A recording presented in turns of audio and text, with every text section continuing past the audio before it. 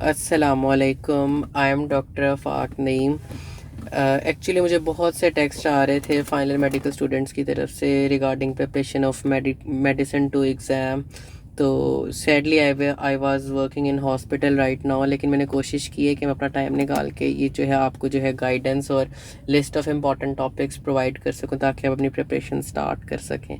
तो अगर बैकग्राउंड में कोई थोड़ी बहुत अगर नॉइज़ेस आती हैं तो काइंडली इसको इग्नोर कीजिएगा। तो first of all 2 day preparation plan for medicine to exam. सबसे पहले मैं आपको जो इम्पोर्टेंट बात है वो ये बताना चाहूँगा कि अनफॉर्चुनेटली अगर आपका मेडिसिन 1 का पेपर अच्छा नहीं हुआ तो डोंट लूज़ होप, क्योंकि आपके बेसिकली 2 एग्ज़ाम्स हैं जो, और आपने 200 में से मिला के जस्ट 100 स्कोर करना, ठीक है। और 200 में से जो 25 मार्क्स हैं वो आपके इंटरनल असेसमेंट के हैं। तो 25 मार्क्स में से अगर आप लगाएं तो आपके हॉस्पिटल या कॉलेज ने आपको मिनिमम 17 से 20 मार्क्स वो दे दिए होंगे, ठीक है। तो अगर आपका अनफॉर्चुनेटली मेडिसिन 1 के एग्ज़ाम में आपके 90 में से जस्ट 30 या 40 स्कोर भी आप करते हैं तो आपके फिर भी आपके 60 to 70 मार्क्स बन जाते हैं, और आपको मेडिसिन 2 में 85 में से जस्ट 30 मार्क्स चाहिए। तो फाइनल ईयर मेडिसिन या final year prof exams, written exams are easiest to pass, क्योंकि आपने मिला के पास करना होता है। तो आपने उम्मीद नहीं हारनी, अपनी मेहनत कंटिन्यू करें, इंशाल्लाह नेक्स्ट पेपर बहुत अच्छा होगा। सेकेंड इम्पॉर्टेंट थिंग इज़ कि डोंट गिव अवे। आप में से बहुत से लोग सोच रहे होंगे कि क्योंकि अभी तो 2 पेपर मिला के पास करना है, हमारा मेडिसिन 1 पेपर अच्छा हो गया है तो अभी हम इतना ज़्यादा एफ़र्ट करने की क्या ज़रूरत है, हमारा एग्ज़ाम तो पास हो जाएगा। तो आपने सारा साल एफ़र्ट की होती है और फाइनल ईयर के एग्ज़ाम के मार्क्स पे आपका मेरिट बनता है हाउस जॉब का, आपकी सीवी में उसका बहुत इंपॉर्टेंट रोल होता है। और ऑब्वियसली आप हो सकता है कि आप ज़्यादा एफ़र्ट करें, वाइवा क्लिनिकल एग्ज़ाम आप अच्छा परफॉर्म करके आप डिस्टिंक्शन स्कोर कर सकें। तो आपने गिव अवे नहीं करना, बल्कि अपनी बेस्ट एफ़र्ट करनी है और स्मार्टली स्टडी करना है, स्मार्टली, और आपने सारे जो हैं एसेंशियल पॉइंट्स उनको टिक करना है। मैं आपको एक स्केड्यूल भी दूंगा और इम्पोर्टेंट टॉपिक्स की लिस्ट भी दूंगा कि अगर किसी स्टूडेंट ने पूरा साल बिल्कुल नहीं पढ़ा या जिसकी बिल्कुल भी प्रिपरेशन है, जो पैनिक है, जिसे कुछ नहीं पढ़ा जा रहा, तो अगर वो सिर्फ उस इम्पोर्टेंट टॉपिक्स की लिस्ट प्रिपेयर कर ले तो इंशाल्लाह उसका एग्ज़ाम पास हो जाएगा। So next important thing to know before starting your preparation, कि आपको पता होना चाहिए कौन से टॉपिक्स हैं, उनकी कितनी वेटेज है। हमारे पास मेडिसिन 2 में 5 टॉपिक्स हैं, and luckily unlike medicine 1 exam 5 topics हैं which are easy, relatively easy है, तो आप उनको आसानी से याद कर सकते हैं और सिलेबस इतना ज़्यादा नहीं है। मेडिसिन 2 का अनफॉर्चुनेटली डबल सिलेबस था और वेटेज तकरीबन इतनी थी। इनका अप्रोक्सीमेटली हाफ सिलेबस है मेडिसिन 1 से, और जो वेटेज है वो ऑलमोस्ट उतनी ही है। तो हमारे पास 5 टॉपिक्स हैं: endocrinology, psychiatry, dermatology, nephrology and infections. अब इसमें देखें तो एंडो से बेसिकली 2 SCQs हैं, तो आपने मेनली पेपर एग्जाम पास करना आपका SCQs पर डिपेंड करता है।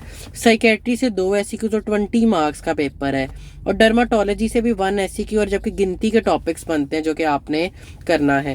तो आपका जो डिज़ाइन होना चाहिए वो ये कि आपको एंडो के सारे इंपॉर्टेंट टॉपिक्स, साइकेट्री तो बहुत अच्छे तरीके से, और डर्माटोलॉजी के भी सारे इंपॉर्टेंट टॉपिक्स की लिस्ट करनी चाहिए। अब जो इन्फेक्शंस हैं वो बहुत ज़्यादा उसके टॉपिक्स हैं, और आपके पास आती तो कॉमन सी कुछ इन्फेक्शंस ही हैं, और बहुत चांस है कि आपके इन्फेक्शन के SCQ उन्हीं टॉपिक्स से आ जाएं जो कि आप मेडिसिन 1 में प्रिपेयर करके आए, जस्ट लाइक निमोनिया से आ जाए, मेनिंजाइटिस से आ जाए, ठीक है। तो इन्फेक्शंस आपका इस केस में आपका एडजस्टेबल टॉपिक होगा जिसको आप एंड पे करेंगे according to time at hand. Nephrology में भी कुछ टॉपिक्स बार बार आते हैं और रेपिटेशन बहुत ज़्यादा है, जबकि साइकेट्री और एंडोक्राइनोलॉजी में मल्टीपल टॉपिक्स हैं जो कि इंपॉर्टेंट है। तो अगला इंपॉर्टेंट पॉइंट ये कि आप किस तरह से एग्जाम प्रिपरेशन को स्केड्यूल करें। जिस तरह से मैंने स्केड्यूल किया था, मेरे जूनियर्स ने किया था, और हर साल स्टूडेंट स्केड्यूल करते हैं जो मुझे फॉलो करते हैं, और अल्हम्दुलिल्लाह they all happen to ace their exam. तो मेरा आपको ये कि जो फर्स्ट डे होगा उसमें आप स्टार्ट करें इजी टॉपिक से, एंडोक्राइनोलॉजी से स्टार्ट करें, और कोशिश करें कि कल सुबह या कल दोपहर के खाने तक आपकी एंडो टिक होनी चाहिए। उसके बाद आप साइकेट्री करेंगे, ठीक है। साइकेट्री का आपका होना चाहिए कि आप कोशिश करें कि रात 10 से 11 बजे तक, क्योंकि लिटरली 15 to 20 पेजेस डेविडसन के बनते हैं। अगर आप मेरे नोट्स फॉलो करें तो मैंने बहुत अच्छा समराइज करके लिखा हुआ है, 8 से 9 डिजीजेस बनती हैं। तो साइकेट्री को आप वाइंड अप करें। आपका डिज़ाइन ही होना चाहिए, क्योंकि हमारे पास सारे टॉपिक्स पढ़ने का टाइम नहीं है। तो बेसिकली आपने इंपॉर्टेंट टॉपिक्स की लिस्ट प्रिपेयर करनी है और उसके बाद पास्ट पेपर करना, फिर इंपॉर्टेंट टॉपिक्स की लिस्ट, फिर पास्ट पेपर।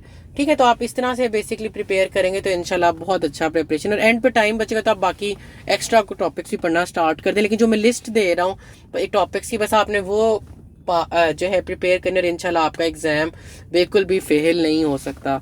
उसके बाद आपने डर्माटोलॉजी स्टार्ट करनी है, और आपका कोशिश होनी चाहिए कि डर्माटोलॉजी आपका, या आपका आज का दिन है फर्स्ट डे या आपका सेकंड डे है, अभी आपका लास्ट डे है। डर्माटोलॉजी आपके लास्ट डे की दोपहर 12 बजे तक हो जानी चाहिए। डर्माटोलॉजी आपके दोपहर के 12 बजे तक लास्ट डे के हो जानी चाहिए, और उसके बाद आपने स्टार्ट करनी है नेफ्रोलॉजी। अब कोशिश करें कि रात 12 बजे तक आप नेफ्रोलॉजी को कंप्लीट कर लें। अब 12 बजे के बाद 3 to 4 आवर्स आपके होंगे स्लीप के, और जो बाकी के 3 to 4 आवर्स बचेंगे उसमें आपने इन्फेक्शंस के पास्ट पेपर्स और 4-5 टॉपिक जस्ट करने हैं, जो कि मैंने आपको बताने, ये मैं उनके लिए प्लान दे रहा हूँ जो कि स्लो लर्नर्स हैं, जिनको टाइम लगता है, और मुझे पता है कि आपको टाइम लगेगा, ताकि आप पैनिक ना करें। तो मैं पहले से आपको बड़े इजीली अचीवेबल गोल्स दे रहा हूँ। बाकी अगर आपकी स्पीड अच्छी है तो कोशिश करें कि आज ही एंडो कंप्लीट करें, कल साइकेट्री डर्मा कंप्लीट करके नेफ्रो स्टार्ट करें, और फिर लास्ट इन्फेक्शन और नेफ्रो बाकी की कर लें। तो that was regarding scheduling your preparation. जो लास्ट में सबसे इम्पोर्टेंट बात है कि कौन से टॉपिक है, कौन कौन से टॉपिक्स आपको लाजमी आने चाहिए। तो सबसे पहले एंड्रोक्राइनोलॉजी पे आते हैं। तो डायबिटीज़ इज़ वेरी इंपॉर्टेंट, ठीक है। हर साल एक SCQ डायबिटीज़ से लाजमी आता है। डायबिटीज़ में भी ख़ास तौर पे जो डायग्नोस्टिक क्राइटेरिया हैं, drugs use in diabetes and diabetic ketoacidosis तो बहुत ज़्यादा इंपॉर्टेंट है। हाइपरोस्मोलर हाइपरग्लाइसीमिक स्टेट, तो डायबिटीज़ आपको बहुत अच्छे तरीके से करना चाहिए। इसमें भी आपने पैथोफिजियोलॉजी वगैरह पे टाइम ज़ाया नहीं करने, बस जो मेरे इंपॉर्टेंट टॉपिक्स की मेरी जो गाइडलाइन PDF में इंपॉर्टेंट SCQs लिखे हैं वो कर लें, और साथ पास पेपर कर लें। डायबिटीज़ आपने करना है। Hypo and hyper thyroidism very important, ठीक है। इससे भी SCQ आने का बहुत ज़्यादा चांस है। कुशिंग प्लस एडिसन, एंडो के टॉपिक ज़्यादा हैं, लेकिन लकीली अगर इनको आप प्रिपेयर कर लो तो आपके 2 के 2 SCQs पक्के टिक हो जाते हैं, और ईजीली आपके सिनेरियोस पिक हो जाते हैं एंडो के। तो ये आपके बड़े इजीली अचीवेबल टारगेट है, जिसमें आपको मार्क्स नहीं खोने चाहिए। उसके बाद hypo and hyper parathyroidism important है, और एक्रोमेगैली और प्रोलैक्टिनोमा इंपॉर्टेंट है। तो ये वाले आपने जो टॉपिक्स हैं ये एंडोक्राइनोलॉजी से लाजमी करने हैं। अब साइकेट्री में फजूल चीज़ें पढ़ने की जरूरत नहीं है। पैथोफिजियोलॉजी, ब्रेन का स्ट्रक्चर, बस ये 7 टॉपिक्स आपने करने, और इसमें से 2 के दोनों ऐसी कुछ इन्हीं से आएंगे। First of all the schizophrenia, that is very very very important, one of the most important topics of medicine 2 exam. Bipolar disorder is very very very important. Depression is very important. OCD is important, ठीक है। तो ये top most important topics हैं। Delirium को भी आपने read करना है, एनोरेक्सिया और बुलिमिया को भी, और सोमेटाइजेशन और डिसोसिएटिव डिसऑर्डर भी इम्पॉर्टेंट है।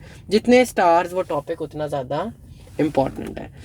डर्माटोलॉजी में eczema is important, psoriasis is super important, scabies बहुत ज़्यादा इंपॉर्टेंट है। इन्हीं 6-7 टॉपिक से इंशाल्लाह SCQs आएगा। एक्नी इंपॉर्टेंट है, शिंगल्स इंपॉर्टेंट है, हर्पेक्स सिम्प्लेक्स इंपॉर्टेंट है, और एरिदीमा नोडोसम इंपॉर्टेंट है। तो डर्माटोलॉजी से आपके ये 7 टॉपिक्स। अब देखें गिनती कि आप एक टॉपिक पे 15 से 20 मिनट भी लगाएं तो आपके बड़े आराम से 1.5 डे में प्रिपरेशन कंप्लीट हो सकती है। जो टाइम बचेगा उसमें आप पास्ट पेपर और जो अनइम्पॉर्टेंट टॉपिक्स हैं वो कर सकते हैं। Nephrology, metabolic acidosis is one of the most important topics of medicine 2। Hyperkalaemia is one of the most important topics. इन 2 में से काफ़ी ज़्यादा चांस है कि आपको एक SCQ आएगा। Hypo hypernatraemia are important, AKI is important, CKD is super important, ठीक है। CKD और उसकी कॉम्प्लिकेशन बहुत ज़्यादा आती हैं। Nephrotic syndrome is important, post streptococcal glomerulonephritis important, और एंडिनल सेल कार्सिनोमा इंपॉर्टेंट। इंशाल्लाह आई strongly recommend and I strongly suggest कि इंशाल्लाह अगर आप मेरे इंपॉर्टेंट टॉपिक्स की लिस्ट प्रिपेयर करेंगे तो इंशाल्लाह आपका एग्जाम फेल नहीं होगा। अगर आपके एटलीस्ट 9 में से 6 to 7 SCQs बड़ा इजीली अटैम्प्ट हो जाएंगे। हमारे पास इन्फेक्शंस हैं, और इन्फेक्शंस में मैंने बताया कि कई दफ़ा तो इन्फेक्शंस जो आपने M1 में कवर की थी उन्हीं में से SCQ आ जाता है। दूसरी बात है कि इन्फेक्शंस की कोई भी लिमिट नहीं है, अनलाइक डायबिटीज़, अनलाइक साइकेट्री जिसमें कुछ डिजीज़ हैं, इन्फेक्शंस की देयर इज़ नो लिमिट। वो कहने को आपको पोलियो दे दें, मीजल्स दे दें, कोई रेयर बीमारी चिकनगुनिया वायरस दे दें, तो कोई लिमिट नहीं है इन्फेक्शंस की, ठीक है। लेकिन इंशाल्लाह डेंगू आपको लाजमी आएगा। डेंगू और टाइफाइड में से एक एससीक्यू मस्ट है, या दूसरे वर्ड्स में डेंगू, टाइफाइड, मलेरिया, इन 3 टॉपिक्स में से अगर एक भी एससीक्यू नहीं आता तो आप बेशक जो है मुझसे कंप्लेन कर सकते हैं। तो एक एससीक्यू तो इन टॉपिक से कंफर्म आना है। तो जो लास्ट एक एससीक्यू है, मोस्टली तो दोनों ही एससीक्यूज इन दोनों टॉपिक से आ जाते हैं। अगर इन दोनों टॉपिक्स, इन 3 टॉपिक से एससीक्यू नहीं आते, बहुत अनरेयर है, तो एक एससीक्यू, ये वाला एससीक्यू हम चॉइस पे छोड़ेंगे जो कि इन्फेक्शन का दूसरा एससीक्यू है। वैसे तो मुझे उम्मीद है इन 6 टॉपिक्स और पास्ट पेपर से आपके 90% चांस है कि दोनों एससीक्यूज कवर हो जाएंगे, लेकिन नहीं भी होते तो एक एससीक्यू को हम कॉम्प्रोमाइज़ कर लेंगे, इसलिए इन्फेक्शन हमारा एडजस्टेबल टॉपिक है। This was all about medicine 2। Again important thing is कि डोंट गिव अप। फर्स्ट अपनी नींद अच्छी पूरी करें, 7 to 8 आवर्स स्लीप लें, प्रॉपर रूटीन बनाएं, लंबा प्रॉफ आने वाला है। बाकी आपने टेंशन ही लेनी, जिस तरह मैं पहले कह रहे थे कि आपके प्रीवियस प्रॉफ भी हो गए थे, इंशाल्लाह ये प्रॉफ भी हो जाएगा और बहुत अच्छा हो जाएगा। अपनी मेहनत पे ट्रस्ट करें, अल्लाह ताला पे यकीन करें, और गुड लक। इंशाल्लाह you can do this, I am praying for you.